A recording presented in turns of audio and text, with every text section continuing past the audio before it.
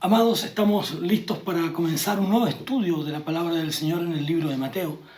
Continuando con este estudio que hemos realizado durante este tiempo, desde esta mirada del Evangelio que nos da Mateo, pensando en estos auditores, en este público que él tiene y que sin duda era importante para él manifestar el escrito del Nuevo Testamento, pero también la perspectiva que él tenía del Evangelio de Jesús.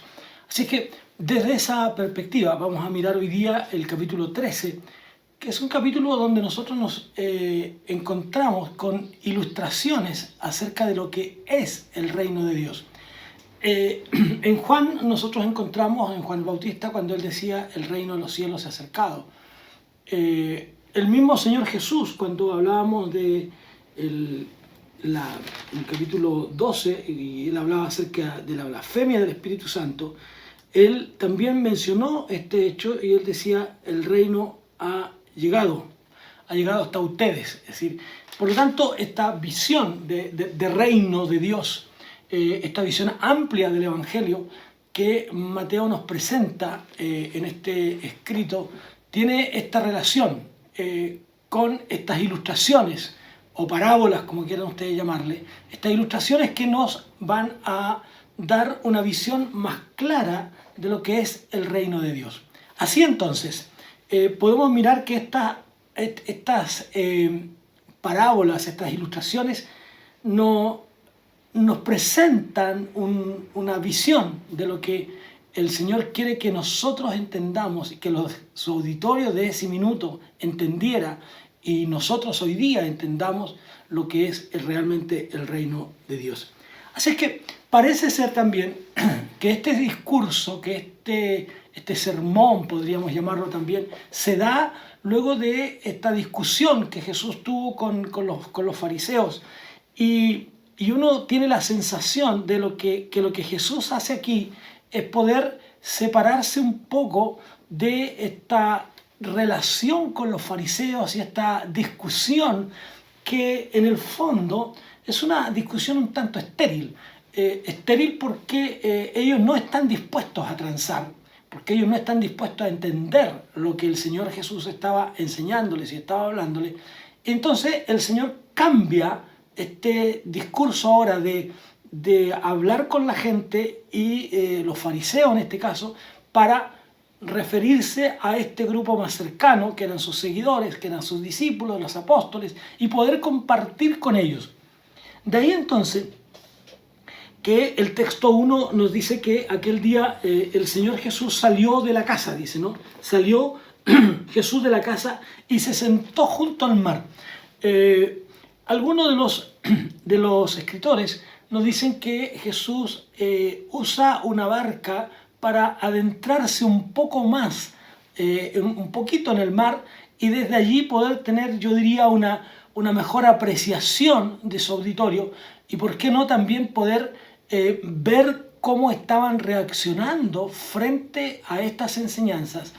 Y por otro lado, poder tener también una visión más amplia del grupo que le rodea. Ustedes saben que cuando uno está muy cercano al grupo, solamente va a ver a los que están ahí más cercano a uno, pero al retirarse un poco, Jesús lo que hace es poder ver el grupo más grande y poder entonces compartir estas enseñanzas. De estas parábolas que aparecen en Mateo, dos de ellas son comunes en Marcos y en Lucas. Las otras son particulares de Mateo.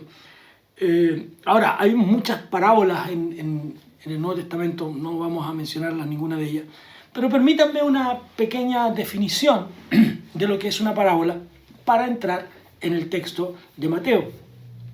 Y podemos decir que la definición más común, diría yo, ¿no es cierto?, tiene que ver con que es un terreno, ¿no es cierto?, que es un relato que ilustra una verdad celestial. Ahora, un relato que ilustra una verdad celestial. ¿Qué estamos diciendo con esto? Con esto queremos decir que es un relato de lo conocido, que ellos entendían, que ellos sabían, para demostrar cómo era aquello espiritual, ¿ya? Y de esa manera entonces Jesús va a hablarle a ellos por estas parábolas. Esta es la clásica definición de parábola, ¿no es cierto?, que es un relato terrenal, un relato de lo conocido para mostrar lo que el ser humano no entiende y poder ilustrarlo de esta manera. Ahora, hay una diferencia entre y hay que tener cuidado con eso, hay una diferencia entre lo que es una alegoría y lo que es una parábola. La parábola simplemente podríamos decir que es una comparación de una cosa con otra. Esto que ustedes conocen es semejante a esto otro, ¿ya? Es una comparación, por lo tanto, en la medida que ellos puedan comprender lo que el Señor está enseñando. Y que tiene como finalidad la parábola ilustrar esta verdad por medio de la comparación, de mostrar la verdad. En cambio, la alegoría es simplemente o esencialmente una verdad escondida, ¿no? que requiere algún marco a veces de astucia, podríamos decir, ¿no es cierto?, una llave, algo que ayude a la persona a encontrar cuál es la verdad central dentro de la alegoría. Ahí hay una diferencia entre lo que es la parábola y la alegoría. Por lo tanto, lo que Jesús hace aquí en Mateo es hablar en parábola. Ahora, como dije, el Evangelio en el capítulo 13 de Mateo da un giro rotundo entre este diálogo constante que Jesús tenía, esta apología que él hacía acerca del reino del Evangelio frente a los fariseos, que estaban constantemente atacándolo y que ya vimos en el capítulo 12, incluso habían llegado a la conclusión que debían matar a Jesús. Ya Jesús era un gran estorbo para ellos. Por lo tanto, Jesús ahora da un giro, un giro, yo diría, en 180 grados, ¿no es cierto?, para ahora tener esta relación con su público más cercano. Vuelvo a repetir lo que dije hace un rato, este público más cercano, que son los discípulos, los seguidores de Jesús y los apóstoles, para llevar adelante este trabajo. Así es que este es un hecho distintivo que nosotros vamos a encontrar en este capítulo.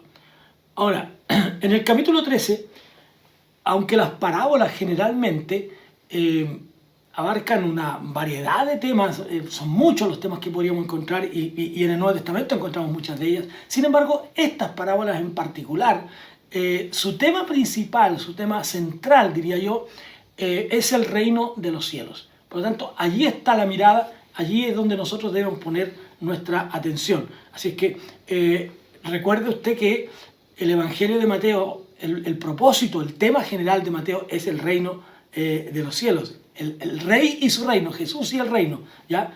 Y por lo tanto es muy importante. Para interpretar correctamente estas parábolas, y vamos a ver los temas en el capítulo 13, necesitamos a lo menos algunos elementos. El primero de ellos, entender el lenguaje. Tenemos que fijarnos bien en qué lenguaje está usando. Lo segundo es cuál es la verdad central, en este caso el reino de los cielos, ¿ya? Y buscar entre él también alguna verdad secundaria, alguna otra enseñanza. Y nos encontramos con la primera parábola entonces, que es la del capítulo 13, versículos 1 al 23, que es la parábola del sembrador, que incluye este párrafo largo, ¿no es cierto?, la explicación que Jesús da.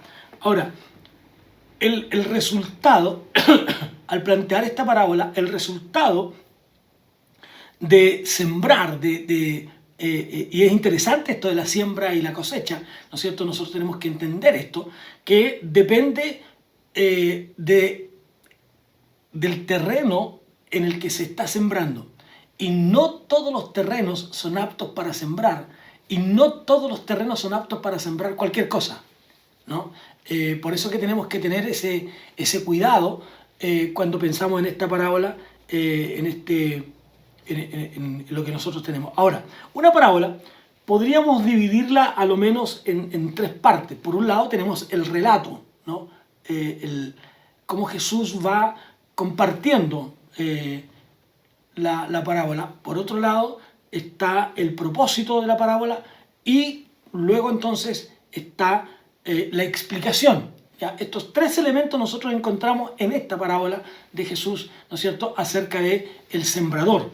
Y la primera parte, Mateo parte, como dije hace un rato, describiéndonos la ocasión. Dice, aquel día, dando a entender aquel día, después de haber tenido esta discusión con los fariseos acerca de la blasfemia del Espíritu Santo y otros temas que había tocado con ellos, y esta decisión que ellos tomaron de simplemente matarlo, ¿ya? Aquel día él sale de su casa, ¿no? Sale del lugar y se sienta junto al mar, dice, se sienta junto al mar. Es decir, en una barca un poquito retirado hacia mar adentro, no tan lejano para que su auditorio pudiera escucharlo, y se sentó allí en aquel lugar. Esto me da a mí la sensación, y yo podría pensar que Jesús no estaba tan dentro del mar. ¿Por qué razón? Porque generalmente cuando una persona va a hablar en público, en la calle, digamos, ¿no es cierto?, en la vía pública, tiene que generalmente, dicen los entendidos, ¿no es cierto?, que uno tiene que buscar un lugar donde tenga una especie de caja de resonancia, es decir, que tenga, como en este caso, por ejemplo, una pared, ¿no es cierto?, de tal manera que la voz vaya hacia el auditorio. Al estar junto al mar, Jesús no tenía esta pared. Por lo tanto, nos da la sensación y nos lleva a pensar que, si bien es cierto, estaba sentado en el barco o en esta barca, pero no estaba tan adentro del mar, porque su voz no podría haber llegado a todos los lugares. Así es que el Señor sentado, ¿no es cierto?, en la barca, comienza a compartir y a relatarles a ellos estas parábolas. Y luego, ¿no es cierto?, de los textos 10 al 17, nosotros encontramos cuál es el propósito, ¿no? ¿Cuál es el propósito de esta parábola? ¿Por qué Jesús le está enseñando acerca de ella? Y luego, entonces, la siguiente parte es la explicación. Vamos primero a lo que es la narración. Fíjese lo que nos dice el texto, y voy a leerlo para que podamos entenderlo. Dice, aquel día Jesús salió de la casa y se sentó junto al mar, y se le juntó mucha gente, y entrando él en la barca, se sentó y toda la gente estaba en la playa. Lo que decíamos recién, este hecho de que Jesús se sienta, ¿no es cierto?, no tan dentro del mar, para que la gente pueda escucharle desde la playa. Y les habló muchas cosas por parábolas, diciendo, he aquí el sembrador salió a sembrar, y mientras sembraba, parte de la semilla cayó junto al camino, y vinieron las aves y la comieron. Parte cayó en pedregales, donde no había mucha tierra, y brotó pronto, porque no tenía profundidad de tierra. Pero salido el sol, se quemó, y porque no tenía raíz, se secó. Parte cayó entre espinos, y los espinos crecieron y la ahogaron. Pero parte cayó en buena tierra, y dio fruto, cuál a 100, cuál a 60, y cuál a 30 por uno. El que tiene oídos para oír, oiga. Si ustedes se dan cuenta, en este relato que Jesús hace, ¿no es cierto?, va hablando de algo que ellos conocían. Esto era común a ellos. Si bien es cierto, el entorno de ellos también era un entorno de pescadores, pero ellos conocían muy bien lo que era un lugar donde se trabajaba la tierra, y por lo tanto ellos comprendían este hecho de que la semilla debía caer para que diera fruto en un lugar provechoso, en un lugar realmente productivo. Nosotros podemos entender, y vuelvo a lo que dije hace un rato, que no todos los lugares que nosotros conocemos son lugares que pueden ser sembrados, no toda tierra, ¿no? Y por otro lado también es importante que la tierra pueda estar preparada para ese trabajo. Ahora, este hecho va a llevar entonces a los discípulos a entender el propósito de Dios. El propósito de Dios de venir a la tierra, ¿no es cierto?, es traer la palabra del Señor. También encontramos en otro de los escritos, ¿no es cierto?, dice que hay hay una demanda de obreros porque la mies, porque el lugar para sembrar es mucho, pero los trabajadores son pocos. Rogad pues al Señor de la mies que envíe obreros, ¿ya? Que envíe obreros. Es decir, esta invitación a que nosotros podamos tener hermanos, personas, hombres, mujeres, niños, todos nosotros que podamos estar dispuestos a este sembrar. Recuerde lo que dijimos al comienzo de Mateo, cuando señalamos que el final de Mateo, el capítulo 28, nos habla de este llamado universal, ¿no es cierto? Este llamado a todos a ir y predicar el Evangelio a toda criatura. Ese es el llamado universal de la iglesia. Ese es ese es el fin último de la iglesia. La iglesia está para llevar el mensaje del Señor. Por lo tanto, una iglesia que no evangeliza, una iglesia que no tiene misiones, una iglesia que no trabaja en misión, una iglesia que no procura el crecimiento, no solo espiritual, sino también el crecimiento numérico. Por eso es que cuando nosotros predicamos, cuando nosotros anunciamos el Evangelio, llevamos el propósito de que otros conozcan a Jesús, porque ese es el fin último de la iglesia. La iglesia debe llevar el mensaje de Jesús. Jesús vino a acercarles el reino.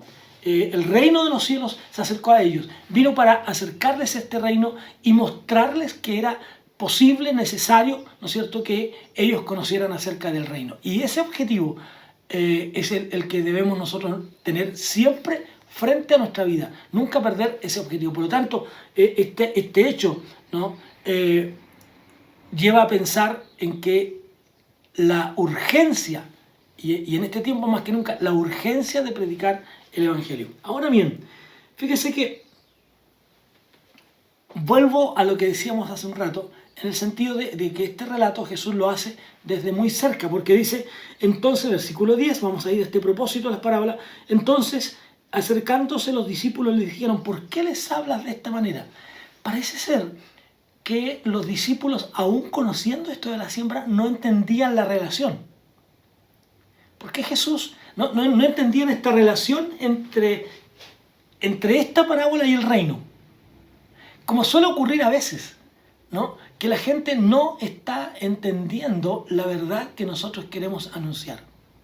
Lo que Jesús está diciendo aquí, imagínense ustedes, si los discípulos no están entendiendo esto, que eran los que estaban más cercanos a Jesús, que eran los que generalmente estaban escuchando a Jesús, estos apóstoles que siempre iban con él a todas partes, ¿no es cierto? Estos son los que se acercan, aquí el término es discípulo, pero más bien es esta referencia a los 12, estos que están más cercanos, estos que pueden acercarse a Jesús, ¿ya? Ellos dicen, Señor, la gente no entendió esto.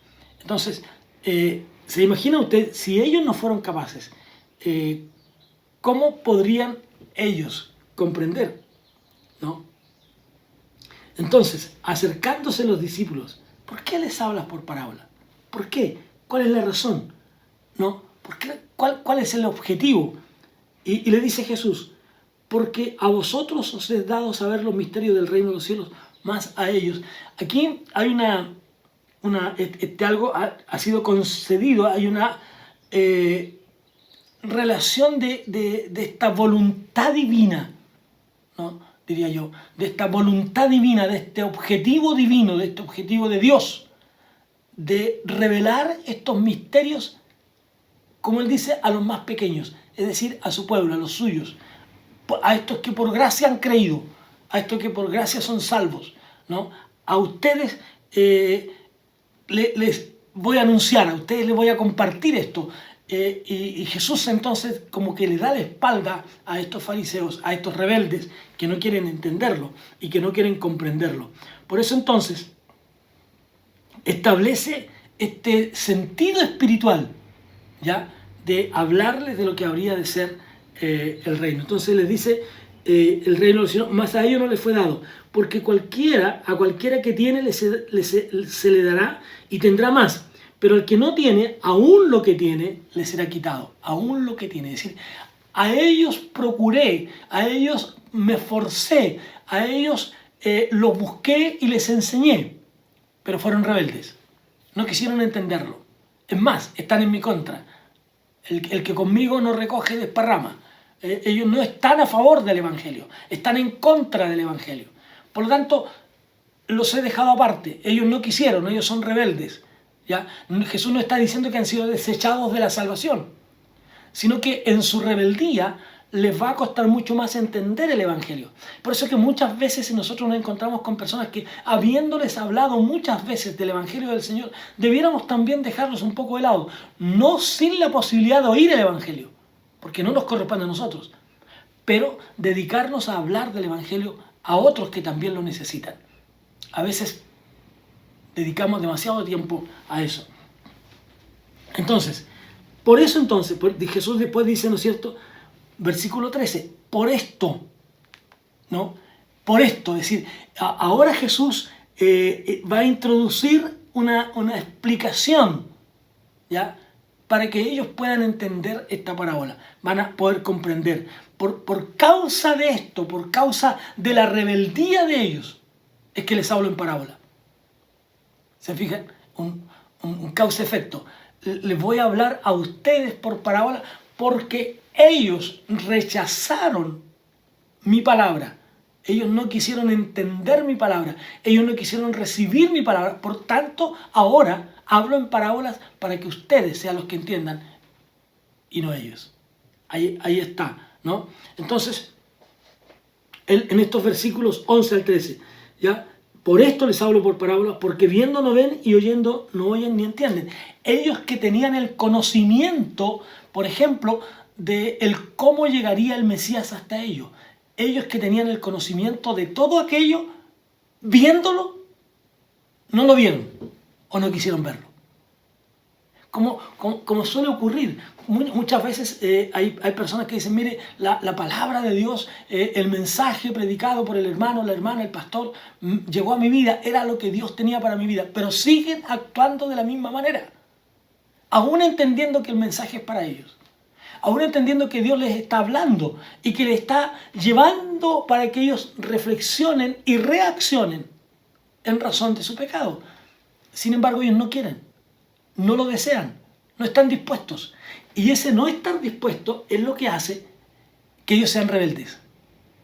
Y rechazan entonces, lo que decíamos la semana pasada, rechazan entonces la obra del Espíritu Santo en ellos. Porque la labor del Espíritu Santo es convencerlos de pecado. Y aunque el Espíritu Santo les está guiando, les está mostrando a través de la revelación bíblica, ya sea de una predicación o de una lectura, ellos están rechazándolo, por lo tanto están negando la obra del Espíritu Santo en sus propias vidas.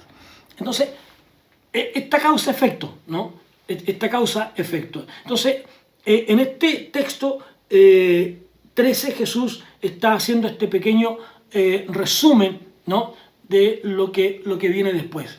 Ahora bien, en los versículos 14 y 15, el texto dice, de manera que se cumple en ellos la profecía de Isaías que dijo, de oído oiréis y no entenderéis, y viendo veréis y no percibiréis, porque el corazón de este pueblo se ha engrosado, y con los oídos oyen pesadamente, y han cerrado sus ojos, para que no vean con los ojos, y oigan con los oídos, y el corazón entienda, y se conviertan, y yo los sane.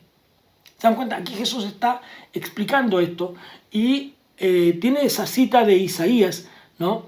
Esta relación, el corazón de los fariseos, el corazón de estos entendidos está lejos. La intención de su corazón no está inclinada hacia Dios. Por lo tanto, aunque la realidad está frente a ellos, no la ven. Aunque los eventos de lo que ellos están apreciando está frente a ellos, no lo ven. Aunque todo lo que los rodea, todo lo que estaba alrededor de Jesús, los milagros, su palabra, la cercanía de la gente, el que la gente quería estar con él, la obra de los milagros extraordinarios, resurrección, sanidad de leprosos, Jesús caminaba sobre el mar, todos estos eventos, ¿no?, que demostraban que Jesús era el Mesías, sin embargo, ellos se negaban a creerlo. Por lo tanto, quedan fuera. Por esta causa, ¿no? Por esta causa. Porque ellos no quieren entender. Ellos tienen ojos, pero no ven. Tienen oídos, pero no oyen, ¿no? Están escuchando el murmullo, pero no quieren oírlo, se negaron a oírlo, ¿no? Es como cuando de repente los niños, ¿no es cierto?, dicen, no te oigo, mamá, no te oigo, no te oigo. Esa es la idea. Aunque están escuchando, no están oyendo de verdad. Por lo tanto, no se están percatando de esta verdad de Dios. Por lo tanto, Mateo trata en este no querer de los demás, ¿no es cierto?, les hace incapaces de poder comprender esta parábola. Mateo entonces evita no caer en un determinado, diría yo, responsabilidad frente a la palabra de ellos y simplemente los deja fuera, ¿ya? La Biblia presenta a un Dios, nos presenta a nosotros a un Dios que desea que todos los hombres se vuelvan a Él y se salven. El propósito de Dios es que todos los hombres sean salvos, ¿no? El propósito de Dios. Quiero leerles un par de textos que nos ayudarán a entender esto. El primero de ellos en Juan, en el capítulo 12,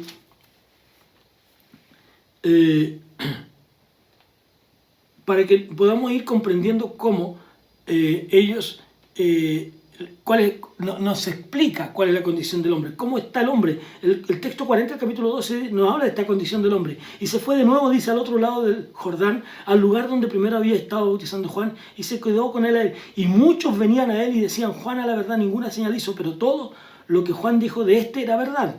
Y muchos creyeron. ¿Se da cuenta?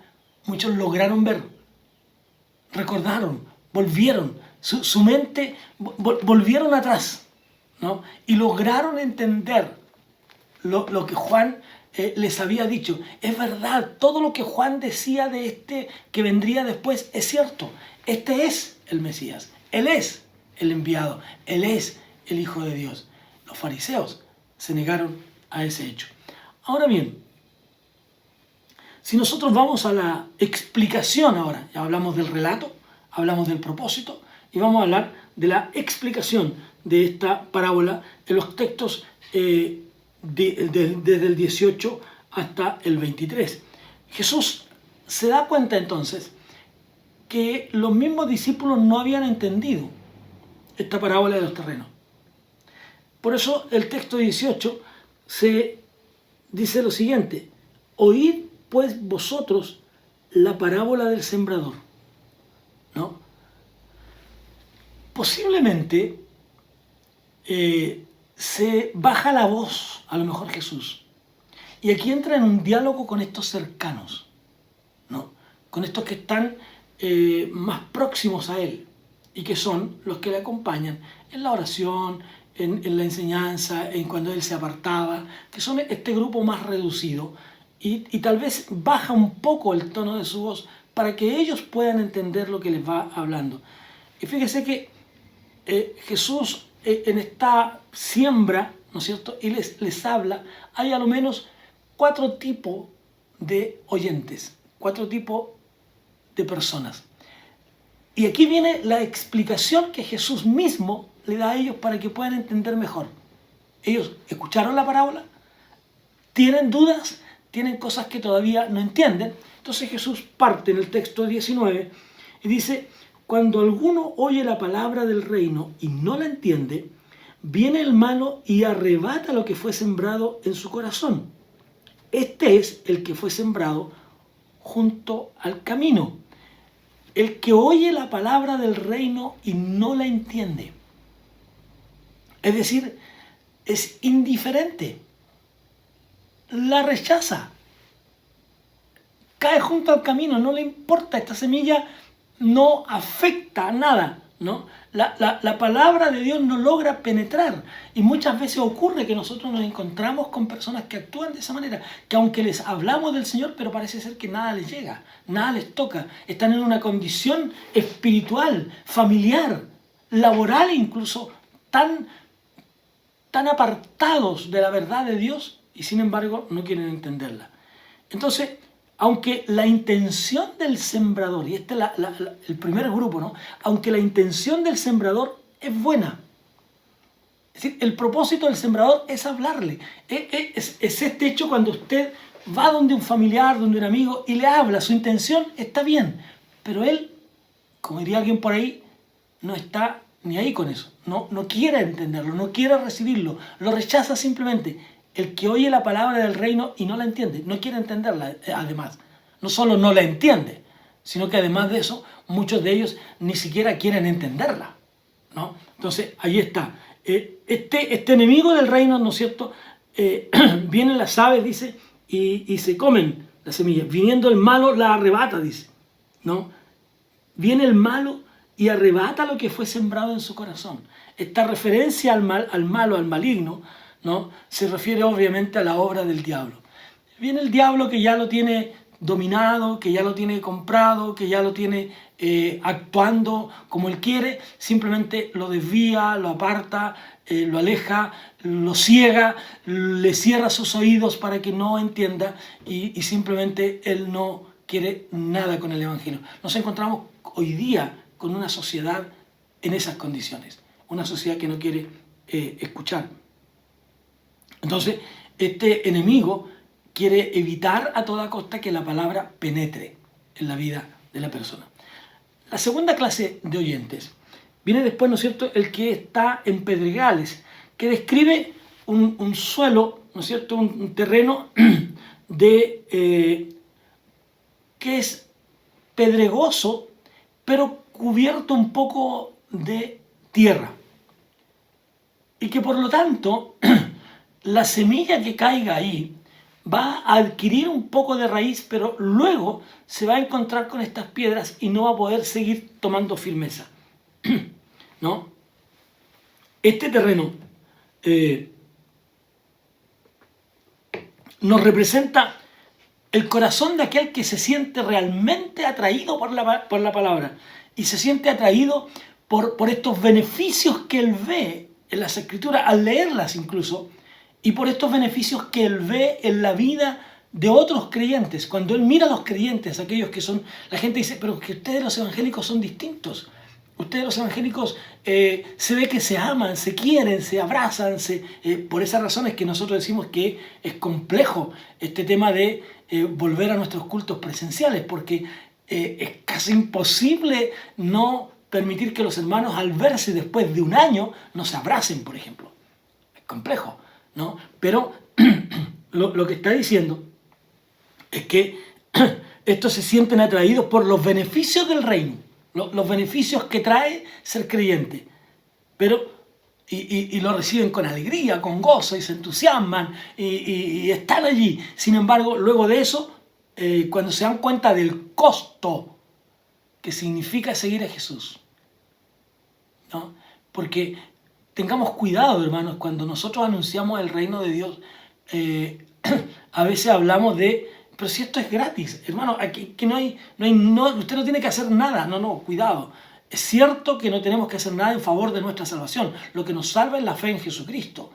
Pero cuando nosotros abrazamos la fe, hay todo un desafío de vida, producto de la salvación que el Señor ha efectuado en nuestra vida. Entonces, ellos reciben con gozo, pero no cuenta el costo, el negarse a sí mismo, como diría Lucas, ¿no es cierto? Negarse a sí mismo y tomar la cruz y seguir a Jesús. Esos dos elementos. Cuando esta persona, que con mucho entusiasmo, con mucha alegría, con mucho gozo, ¿no es cierto?, recibe la palabra e incluso asiste al templo y viene a la comunión de la fe con los hermanos y está allí y es alegre y quiere más y quiere aprender más, pero cuando usted le dice, hermano, el costo de ser discípulo de Jesús es que usted no busque el favor de los hombres, usted no busque el favor de las personas, sino que usted busque el favor de Dios y que su corazón esté dirigido a la presencia del Señor y que usted busque el reino de Dios y su justicia primero, antes que las cosas terrenales. Hermano, que su corazón no esté en las cosas terrenales, sino que su corazón esté puesto en Dios. Cuando ellos empiezan a tomar esto, se dan cuenta que el costo es muy alto y que no es tan sencillo. Y por supuesto que no es tan sencillo. A cada uno de nosotros nos cuesta mucho servir al Señor, negarnos cada día, negarse a sí mismo, tomar la cruz y decir, ok, vamos a ir. El Señor Jesús usó esto cuando Él dice que en la parábola, ¿no es cierto?, cuando él habla de tomar el arado, el que pone su mano en el arado antiguo, ¿no es cierto?, en ese arado manual que se hacía, ¿no es cierto?, cuando el hombre colocaba su mano allí y iba un animal enfrente, ¿no es cierto?, tirando el arado y él haciendo el surco. Pero ese hombre, para que el surco pudiera quedar recto, pudiera quedar derecho, ¿no es cierto?, él tenía que buscar un punto fijo en el horizonte, ¿no? Buscar un punto fijo en el horizonte. ¿Para qué? Para que él pudiera ir en torno a ese punto y no desviarse. Entonces el surco le quedaba recto. Y eso es lo que nosotros tenemos que hacer diariamente. Por eso que la Biblia nos dice, poner la mira en las cosas de arriba. Miradme a mí, dijo el Señor, todos los términos de la tierra. Si nosotros miramos a Jesús, el surco que vamos a llevar será recto. Nuestra vida será recta, porque estará en razón de nuestro Dios. De ahí lo que dice el salmista, ¿no? Alzaré mis ojos a los montes, pondré mi mirada en Dios, fijaré mis ojos en Dios. Y cuando fijo mis ojos en Dios, entonces el surco, lo que voy dejando detrás, es recto, es rectitud, es digno de imitarse. Cuando estos hombres se dan cuenta de esa exigencia, entonces simplemente no pueden y abandonan. Jesús plantea dos cosas que le menciona allí. La tercera, dos cosas que son importantes que voy a mencionarlas rápidamente, ¿no es cierto? Que dice, pero no tiene raíz en sí, sino que es de corta duración, pues al venir la aflicción o la persecución, ¿ya?, por causa de la palabra, luego tropieza. Es decir, cuando son perseguidos por causa de la palabra, repetiremos eso muchas veces, por causa de la palabra. Puede ser que en algunos casos la familia le diga, la iglesia, Cristo o tu familia. Ese es un costo muy alto que alguien tendría que pagar. O cuando en el trabajo, o cuando en cualquier circunstancia, el costo, ¿no? La persecución. Los creyentes nunca esperan ser perseguidos. Los creyentes del primer siglo nunca esperaban que el mundo los tratase a ellos como habían tratado a Jesús. Eso no estaba en sus planes. No recordaron lo que Jesús había dicho. Si esto hacen con el árbol verde, ¿qué no harán con el árbol seco? O con una rama seca. ¿Qué no harán? ¿No? Entonces, cuando uno empieza a prestar atención a la demanda del Evangelio, se da cuenta que no es tan simple, que es más complejo de lo que nosotros mismos imaginamos. Pero vale absolutamente la pena. Vale la pena. Entonces, por causa del Evangelio, el término tropezar viene de un término griego que al traducirlo nosotros sería escandalizar, ¿no? Es decir, cuando algunos se escandalizan por eso, tropiezan, eso los hace tropezar. Por lo tanto, el rechazo, el daño por causa de la palabra. Cuando uno lee el apóstol Pablo, él dice, he recibido 40 azotes más uno. Cuando él hace una defensa, ¿no es cierto?, y empieza a colocar cada una de las cosas que él ha tenido que vivir por causa del Evangelio, por causa del Evangelio. Es un costo. Tal vez usted aún no ha pagado algún costo. La tercera clase que nos menciona el texto es aquella que cae en espinos, entre espinos, ¿no?, que describe esta maleza, ¿no es cierto?, espinosa, y que generalmente la maleza crece más rápido que la semilla, ¿ya? Y por lo tanto terminan por ahogarla, ¿no? Por eso es que es muy importante cuando el sembrador limpia la tierra para sacar toda la maleza. Por lo tanto, esta maleza hace infructífero el desarrollo natural, normal, ¿ya?, de las personas. No permite que en el términos espirituales, no permite que la palabra de Dios haga su obra final de transformación en la vida del ser humano, ¿no? Mire lo que dice el texto. El que fue sembrado entre espinos, este es el que oye la palabra, pero el afán de este siglo y el engaño de las riquezas ahogan la palabra y se hace infructuosa, ¿no? Es decir, sus prioridades no están claras. ¿Qué es lo primero? Cualquiera que ame más a su mujer, a su madre, a su padre, a sus hijos y aún su propia vida, dijo Jesús, no puede ser mi discípulo. No puede ser su discípulo. ¿Se dan cuenta? Y finalmente está la que cae en buena tierra, una tierra rica, próspera, abierta, ¿no? Como ocurre muchas veces, como ocurrió con ustedes, como ocurrió conmigo, que por la misericordia de Dios éramos una tierra aceptable, una tierra que estuvo dispuesta a que la semilla fuera produciendo cambios. Y aunque todavía estamos en ese proceso de cambios en nuestra vida, sin embargo, abrazamos la fe con esperanza, con gozo, con alegría, esperando que el Señor haga todo lo que tiene que hacer con nosotros. Y entendemos que aunque aún nos falta, nos esforzamos cada día por estar más cerca de la palabra del Señor. Ahora, el énfasis de esta parábola, está sobre el producto, el fruto, ¿ya? Y produce fruto, ¿no? El anterior, las tres anteriores, ¿no es cierto? Las tres primeras clases de terreno anterior son realmente terrenos infructuosos, que no producen fruto. Y aquí uno entendería lo que dijo el Señor Jesús: por sus frutos los conoceréis, por el resultado de su vida, ¿no? Este propósito que Dios tiene entre nosotros. Vamos a hablar rápidamente de la cizaña en el trigo. Hay dos posibles, uno podría encontrar dos posibilidades de énfasis en esta parábola.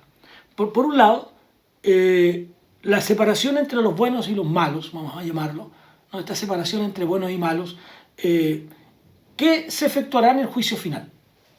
Es decir, van a crecer juntos, pero va a llegar el momento del juicio. Y por otro lado, podría hablarnos también de una relación de convivencia, de relación social, podríamos llamarla, ¿no? Entre los buenos y los malos antes del juicio final. Estos dos elementos en realidad, o dos énfasis, están bastante relacionados. Aunque la parábola está muy bien hecha, ¿no es cierto? El Señor nos plantea esto y vamos a mirarla un poco, que nos presenta estas divisiones. La narración de la parábola, y dice el texto, Él le refirió otra parábola, ¿no es cierto? Otra parábola.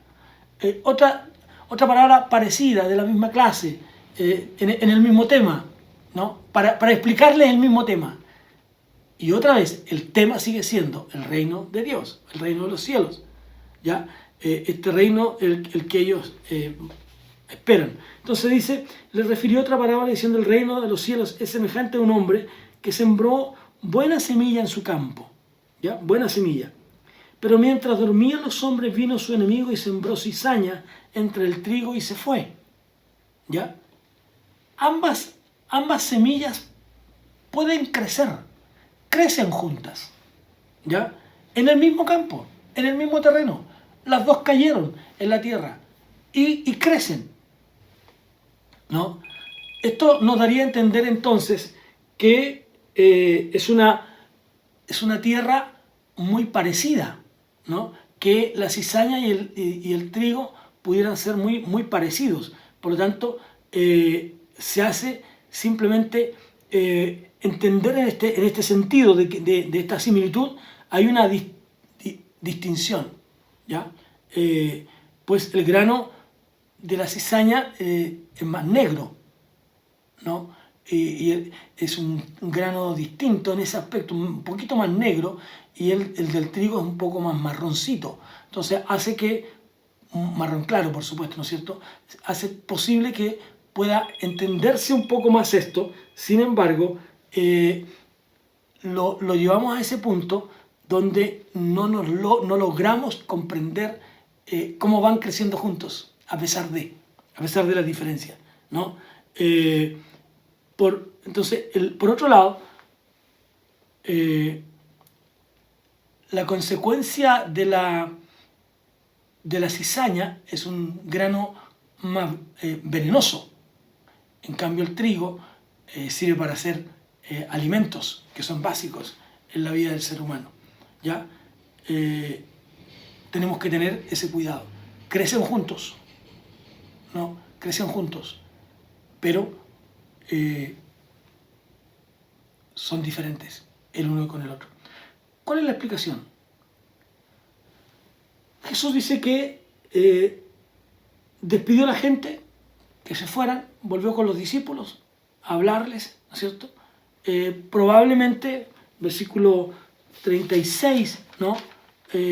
Nos dice que es muy probable que el Señor haya estado vuelto a la casa de Pedro, probablemente, ¿no?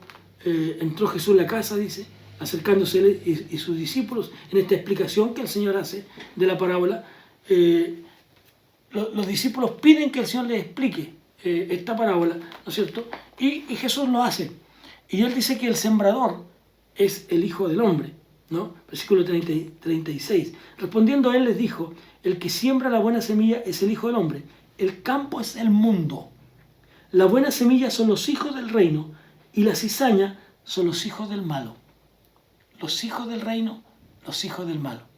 ¿Ya? El campo es el mundo. El enemigo que la sembró es el diablo.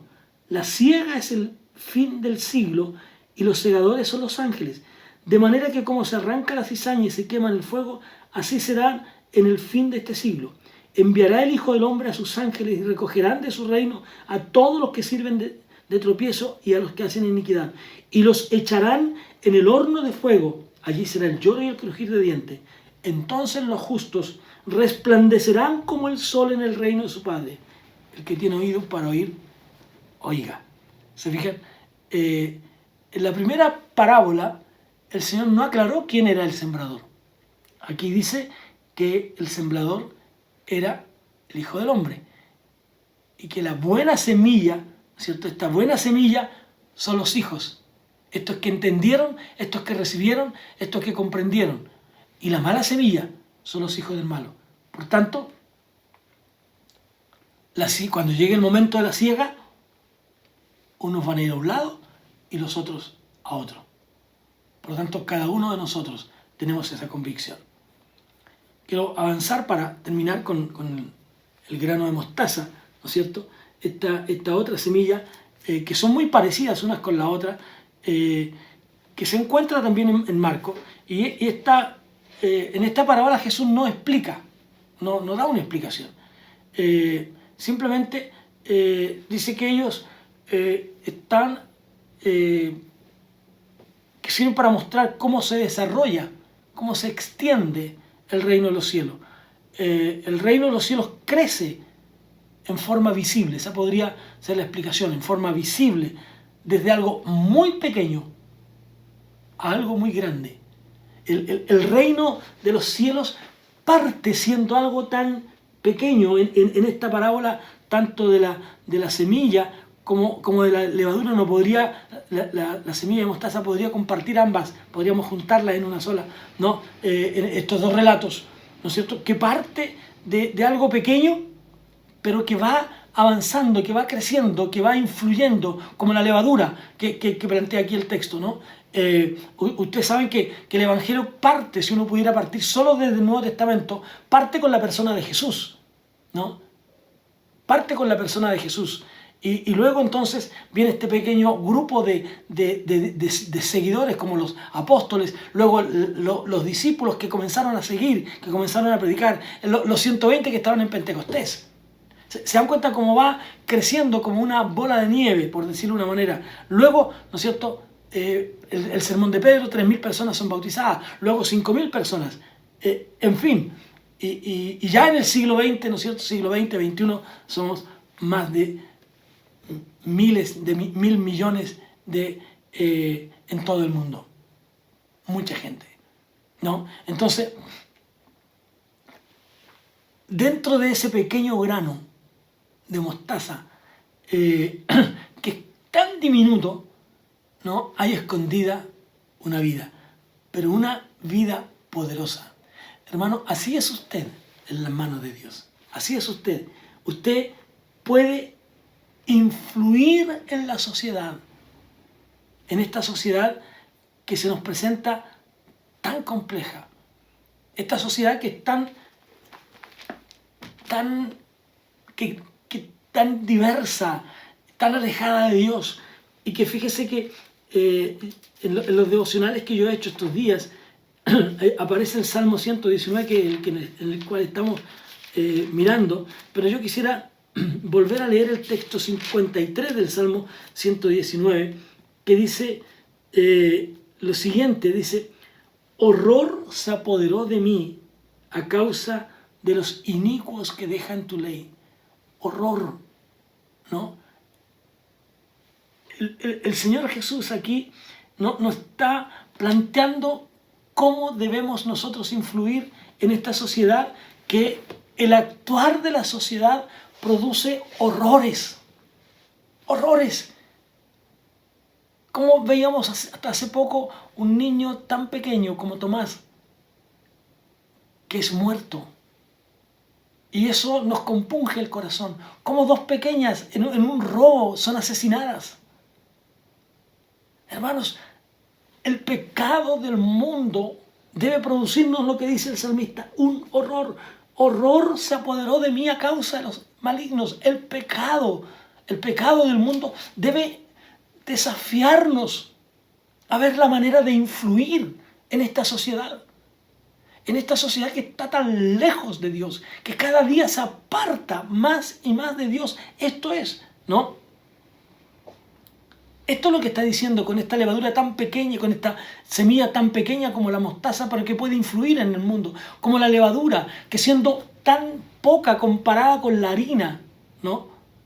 Tan poca, pero que sin embargo influye. Hermanos, así debe ser su vida. Tal vez usted es el único en su familia, pero su testimonio, su vida, su consagración, su santidad debe influir en todos los demás. Tal vez su familia es muy grande y de pronto se siente solo.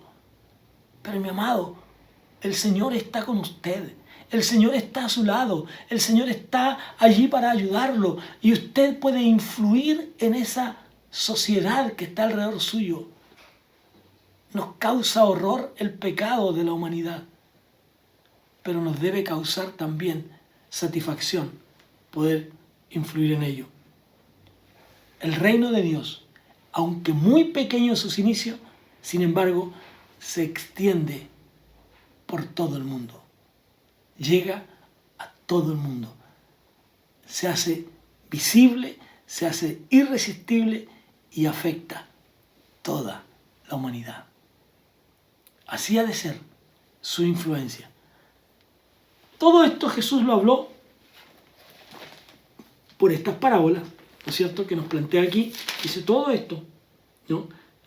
Al final, todo esto, dice, habló Jesús por parábolas. Y luego habla finalmente, ¿no? Y vamos a seguir la próxima semana con las otras parábolas desde el versículo 34 en adelante. Todo esto habló Jesús por parábolas a la gente, y sin parábolas no les hablaba, tratando de hacerles entender el reino de los cielos. El reino de los cielos.